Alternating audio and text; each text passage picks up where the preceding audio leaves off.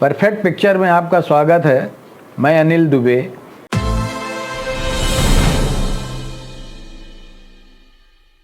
आज आपसे वर्ष 2024 में होने वाले लोकसभा चुनावों को लेकर कुछ चर्चा करने का मन बना है। यह INDIA इंडिया और NDA बनाम देखा जा रहा है। इंडिया जो अभी कांग्रेस और क्षेत्रीय दलों का नया गठबंधन बना है और NDA जो पुराना गठबंधन है, लेकिन बीते 9 सालों में उसका कोई अस्तित्व नहीं था, को फिर से पुनर्जीवित करने का प्रयास RSS और भाजपा की नरेंद्र मोदी सरकार ने किया है। और किसानों, छात्रों, मजदूरों, महिलाओं, आदिवासियों हर सेक्शन में एक विरोध देखा जा रहा है। जातीय क्षेत्रीय समीकरण बनाने की कोशिश में NDA को पुनर्गठित किया गया है। UPA भी पुराना गठबंधन था, लेकिन हुआ यूं कि कांग्रेस इधर 1 दशक में बुरी तरह से कमज़ोर हुई और क्षेत्रीय दल भी काफ़ी सिमटे हैं। लेकिन आज भी भाजपा का इतना औरा बनने के बावजूद कई राज्यों में, आधा दर्जन से अधिक राज्यों में विपक्ष की सरकारें हैं, जिसमें से कि बड़े 4 राज्यों में कांग्रेस की सरकार है। इंडिया बनाम NDA में कौन भारी पड़ेगा? लोग कह रहे हैं कि नहीं, मोदी का सवाल बड़ा महत्वपूर्ण है और उसके पीछे RSS है और एक बड़ी फोर्स है, हिंदू राष्ट्र की परिकल्पना है। लेकिन अगर सच मायने में राजनीतिक विश्लेषण किया जाए, डेमोक्रेसी में व्यक्ति का महत्व नहीं होता। व्यक्ति को और उसकी पार्टी को कारपोरेट पूंजीवाद बनाता है। आज अगर मोदी और RSS फासिस्ट राज ला रहे हैं तो यह कारपोरेट की ज़रूरत है। कारपोरेट को ऐसी नेता की ज़रूरत थी जिसके पास की अपार बहुमत हो पार्लियामेंट में, बिना किसी हिचक के देश के संसाधनों को उनको सौंप सके। खेती को पूरे प्राइवेट सेक्टर को देने की उन्होंने पूरी कोशिश की, लेकिन यह अलग बात है कि किसानों ने उनको घुटने पर टेक दिया। लगभग 2 दर्जन से अधिक लेबर लॉ समाप्त करके 4 सिविल कोड उन्होंने बनाए। यह सब कुछ कारपोरेट की इच्छा के अनुसार हो रहा था। कारपोरेट को दिक्कत यह थी कि जब 1990-91 में आर्थिक उदारीकरण की शुरुआत हुई तो लगातार यहाँ 25 वर्षों का दौर था जिसमें किसी एक मजबूत पार्टी का पूर्ण बहुमत कभी नहीं रहा संसद में। कारपोरेट को लगने लगा कि उसको एक ऐसी सरकार चाहिए जो उसके इशारों पर चले और जिसके पास पूर्ण बहुमत हो, और इसके लिए बाकायदा नरेंद्र मोदी को चुना गया और गुजरात को एक मॉडल के तौर पे दिखाया गया। मोदी सरकार ने बिना हिचक अंधाधुंध निजीकरण कारपोरेट के पक्ष में किए हैं। आंदोलन देश के तमाम हिस्सों में हो रहे हैं। मणिपुर का विवाद तो अभी ताज़ा है, लेकिन किसान, मजदूर, महिलाओं के आंदोलन, धरना प्रदर्शन और किसानों का आंदोलन वो एक निरंतर चलने वाली प्रक्रिया रही है। मोदी की सबसे बड़ी ताकत RSS को माना जाता है, जिसके पीछे एक पूरा भारत का 150 वर्षों का इतिहास है। भारत की जो हिंदूवादी ताकतें, बल्कि जो कह सकते हैं कि ब्राह्मणवादी ताकतें थीं, जो हिंदू राष्ट्र का सपना और मनुस्मृति के आधार पर देश को चलाने के बारे में सोचती थीं, 1883 में बंकिम चंद्र चटर्जी का वास्तविक वास्तुकार मानता हूँ हिंदू राष्ट्र का। वह हिंदू राष्ट्र जिसमें कि उन्होंने एक जो उपन्यास लिखा, वह राजनीतिक उपन्यास था जिसमें बंगाल के भुखमरी और नागा विद्रोह, 18वीं शताब्दी के नागा विद्रोह का उन्होंने उसमें उल्लेख किया है। और उपन्यास की समाप्ति इस पर होती है कि अंग्रेज़ों से बाद में लड़ेंगे, पहले मुस्लिमों को इस देश से हटाना होगा, निकालना होगा। आज अगर हम देखें तो भाजपा RSS की वही मंशा दिखाई देती है। और बंकिम चंद्र चट्टोपाध्याय के उपन्यास के बाद 19वीं शताब्दी के शुरू से ही कांग्रेस में भी हिंदूवादी ताकतों, हिंदूवादी नेताओं का बाहुल्य दिखाई पड़ता है। RSS की स्थापना के बाद वह प्रक्रिया थोड़ा सा सामान्य होती है।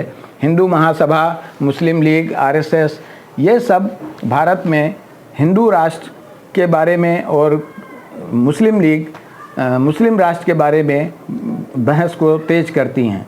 हुआ यूँ कि जब सामंतवाद दम तोड़ रहा था, बादशाहियत, राजशाही और नवाबी का दौर ख़त्म हो रहा था, यूरोप में तो यह 18वीं शताब्दी के शुरुआत से ही ख़त्म होने लगा था।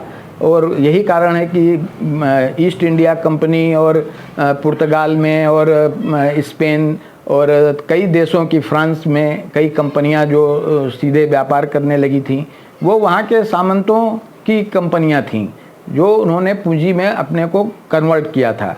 भारत में भी यह प्रक्रिया शुरू होने को थी, क्योंकि भारत का जो राजशाही थी वो समाप्त हो चुकी थी और कुछ सामंत पूंजीवाद की तरफ, व्यापार की तरफ बढ़ने लगे थे।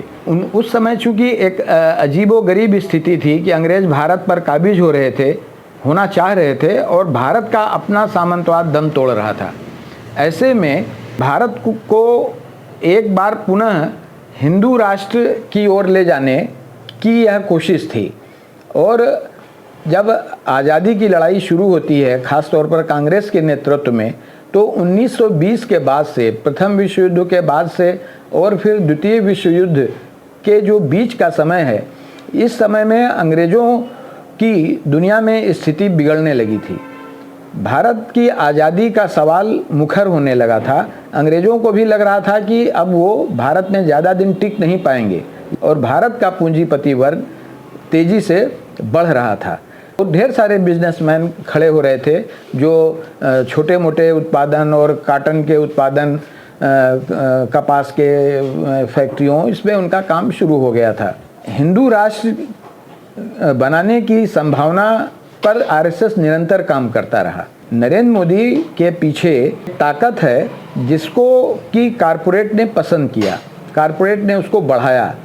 आज भी मेरा अपना मानना है कि अगर कारपोरेट मीडिया सिर्फ नरेंद्र मोदी के एक दशक के कार्यकाल को, उनके विकास के कार्यों को की वास्तविक स्थिति, उसके परिणाम के वास्तविक तथ्यों को पेश करने लगे तो 1-2 महीने में हालात एकदम बदल जाएंगे।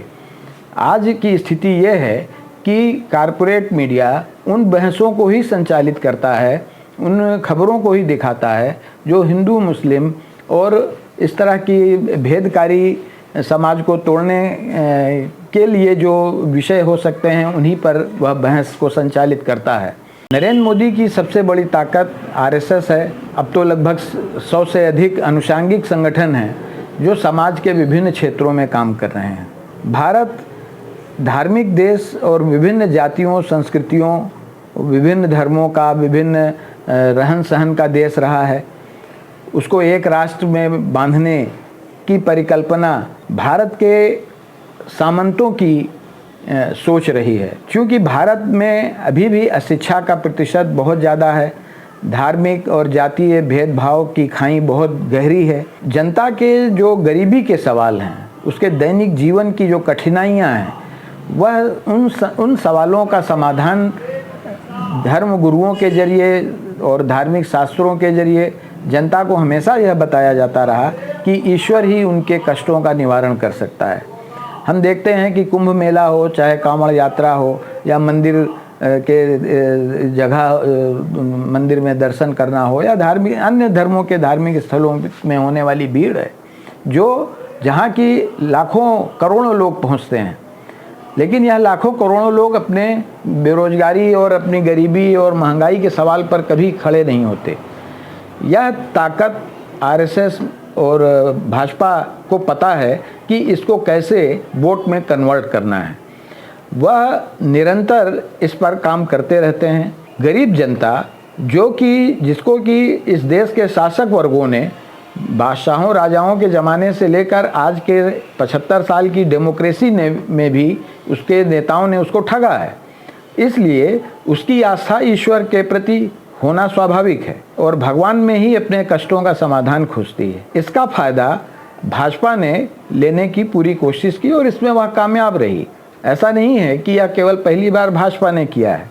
इस काम को थोड़ा सीमित दायरे में और बहुत ही सोफिस्टिकेटेड तरीके से कांग्रेस इसका इस्तेमाल करती रही है, लेकिन आरएसएस और भाजपा ने इसको एकदम खुलेपन में, नंगेपन के तौर पर अपने को हिंदू पार्टी और भारत को एक राष्ट्र, हिंदू राष्ट्र बनाने के बारे में जो तस्वीर पेश की है, मोदी की ताकत उसी को माना जा सकता है। हमें यह देखना होगा कि वर्ष 2024 का चुनाव, यह इंडिया और भाजपा आरएसएस जो कि निरंतर धार्मिक और जातीय खाइयों को बढ़ाती रही है, उसका मुकाबला है। तो 24 में यह धार्मिक देश, जिसको कि भाजपा धार्मिक देश बताती है, वह हिंदू राष्ट्र बनाएगी या भारत वाकई में एक लोकतांत्रिक देश बनेगा, यह जनता को तय करना है। अगले सप्ताह फिर मैं किसी अन्य विषय के साथ आपके सामने उपस्थित होऊंगा। धन्यवाद।